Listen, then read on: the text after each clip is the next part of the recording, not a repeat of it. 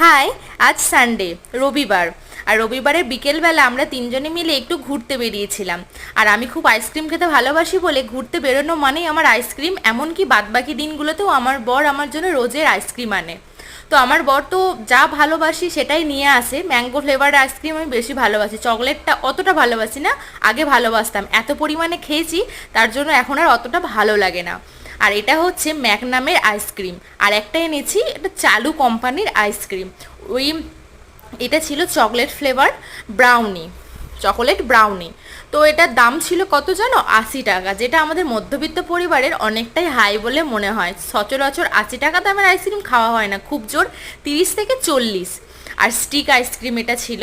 তো 80 টাকা দাম ছিল অনেকটাই। তাই ভাবছিলাম যে এই আইসক্রিমটার মধ্যে কি এমন আছে। তেমন কিছুই নেই, নর্মাল যে চকোবার হয় সেরকমই খেতে, বাট সাইজে বড়। আর যেহেতু একটা নামকরা কোম্পানি তো দাম তো হবেই, বাট ওকে, ভালো লেগেছে আমার খেতে। আর এটা ছিল একটা চালু কোম্পানির আইসক্রিম, যেটা হচ্ছে কাঁচা আমের ফ্লেভার। এটাও খুবই ভালো ছিল, যেহেতু আমি ম্যাঙ্গো ফ্লেভার আইসক্রিমই বেশি পছন্দ করি তো এটা আমার কাছে অবভিয়াসলি ভালো। এর দাম কত জানো? মাত্র 10 টাকা। সেটা ছিল 80 টাকা আর এটা 10 টাকা। এই দুটো আইসক্রিমই আমার কাছে খুবই ভালো লেগেছে। হয়তো এটার দাম বেশি, এটার দাম কম, সেটা ম্যাটার করে না, ম্যাটার করে কে কোন ফ্লেভার পছন্দ করে সেটার ওপর। এই যে এখন দেখাচ্ছি তোমাকে কি কোম্পানির, এটা একটা আমার এই মুহূর্তে যখন ভয়েস ওভার দিচ্ছি মনে পড়ছে না। তো আমি আমার ছেলেকে জিজ্ঞাসা করেছিলাম, বাবু তুই কোন আইসক্রিমটা খাবি?